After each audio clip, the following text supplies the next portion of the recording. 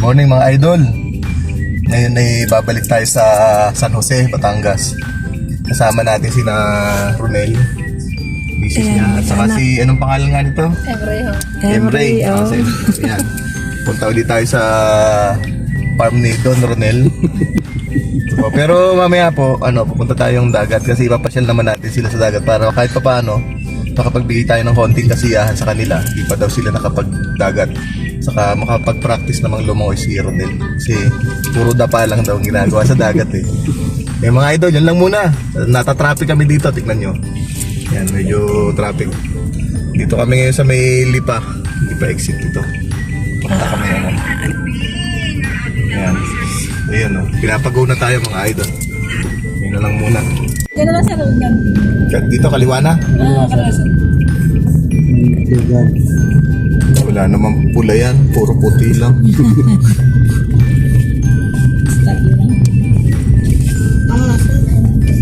San Jose District.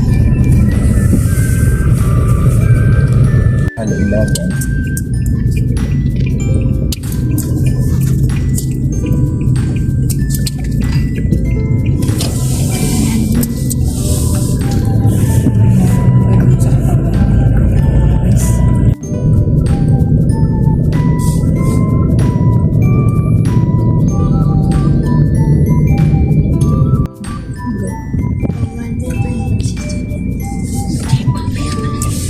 Mga idol, papasok na tayo sa loob ng farm ni Don Ronel. Medyo malayo-layo pa yun dito. Dadaan pa tayo sa Manukan eh. Manukan na walang laman. Medyo paahon eh.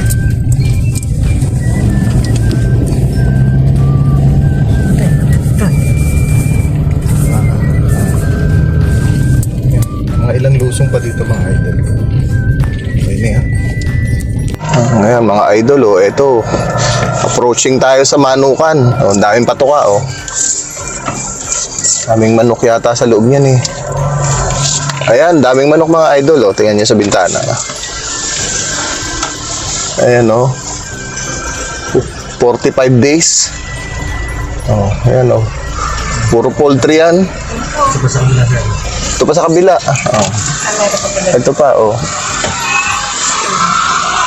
Wow, amoy manok mga idol.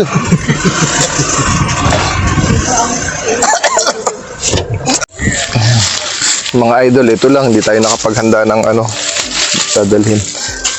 Mahirap talaga pag mahirap. Ayan. Ito na, Korean noodles mga idol. Ayan.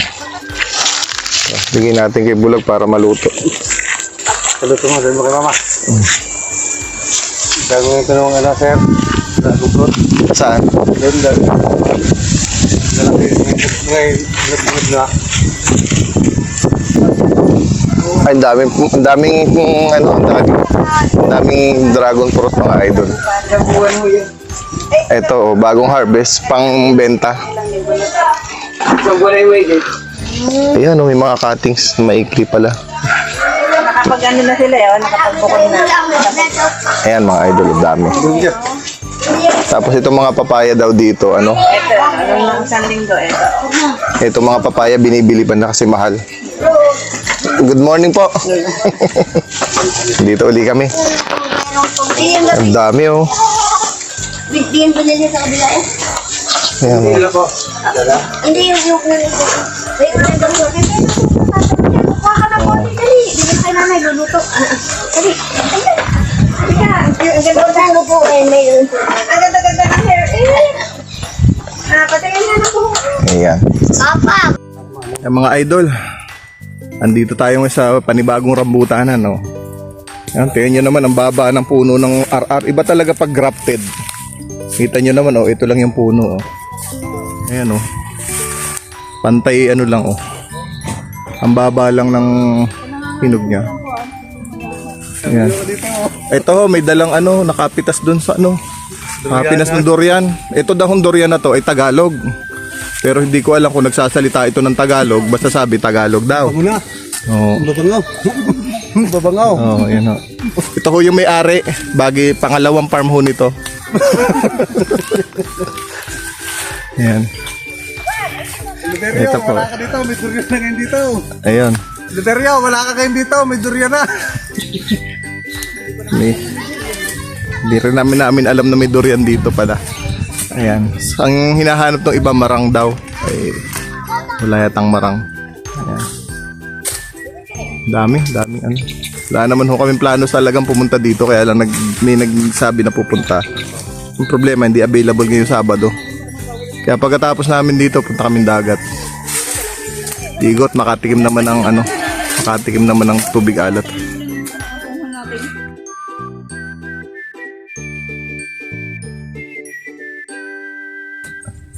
Ang mga idol, makita nyo dito sa kabila. Ito yung puno ng durian. Iisa namang puno yung nakikita namin ngayon. Ayan. So hanggang next week meron pa to. Nasa pagitan siya ng mga rambutan. Ayan. Ayan, nandun si Ronel, yun, kasama yung anak niya. Ay, lalagay ko na to, Dan. So papunta na kaming Batangas ngayon. Pagkatapos dito, bumili lang kami ng 25 kilos. Pang consumption lang. Mga idol, tingnan natin susunod na video ulit. Mga idol, magluluto na si Ronel dito. Ayan, sariwang sariwa to, bagong huli. First time niya makapamana, nakahuli ng ganito. Inihaw na lang namin. Tapos yung iba kakamatisan. Yung iba kinilaw, nando sa loob eh. Ayun pa yung iba, nasa plastic. Nung natuto to, napatagal manisid. Medyo malayo yung pinanisidan namin. Ayan mga idol, ito yung baybayin ng dagat na pinagdalhan natin kay kina Ronel doon sa pamilya niya, para kahit paano makaligo sila, ma-experience nila nakasama tayo, kahit paano makapagbigay ng konting kasiyahan sa maliit na pamamaraan. Medyo maalon mga idol, pero okay lang to, pwede naman dito sa may buhanginan na to. Pagkatapos ng pagdadagat natin, hindi na masyado nakapag-video dahil pagod na. Ayan, iahatid na natin yung mag-anak sa bahay nila. Papunta dun sa may Santa Rosa exit. Ayan, way to Tagaytay tayo mga idol. Yung ibang mga prutas, yung mga dala, itong sasakyan natin halos punong-puno to. Wala na mapaglagyan halos. Pati yung loob merong karga. Siyempre, yung mga gamit natin pandagat, andyan sa loob. Nag-try din tayo mag-dive. Kaya lang, alas 3 na lang madaling araw. Medyo malabo talaga yung tubig eh. Wala na tayong nakitang masyadong isda dahil nag-alon-alon na rin. Lumalakas na rin yung amihan do sa area na pinuntahan namin sa Batangas. Kaya, kahit paano, wala eh. Dapat sana gabi pa lang, alas 7 ng gabi, sisisid na ako hanggang umaga. Kaya lang malalaki yung alon, so hindi na ako try sumisid. Pinahinga ko na lang. Tapos sabi ko mga alas 2 na madaling araw tatry ko. Kaso ganun pa rin, maingay pa rin yung dagat, malalaki pa rin yung alon. Kaya nung mga alas 3 medyo kumalma, kaya doon lang tayo nakasisid. Yun nga, malabo yung baybayin. So tamang binigyan na lang natin ng instruction si Ronel kung paano gamitin yung snorkeling, paano mag hit buga doon sa mouthfish niya, hanggang sa natuto naman siya. Nakita ko naman yung paglangoy niya na nakakagamit na siya ng snorkeling. So kahit paano, meron siyang natutunan sa atin. First time niyang gumamit ng snorkeling. So nakapana din naman siya ng isda, may nahuli siya mga idol. Kaya lang hindi na natin naipakita kasi iisa naman yung nahuli niya. Tuwan-tuwa na siya that time.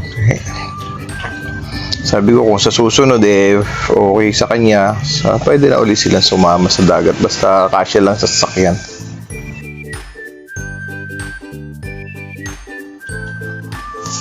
Ayan, dito na tayo approaching Coca-Cola. Malapit-lapit na tayo bago makarating. Pero hindi na natin masyadong na video. Hanggang dito lang yung video natin mga idol. So may coke na to. Medyo traffic lang ng konti kasi may traffic light dun.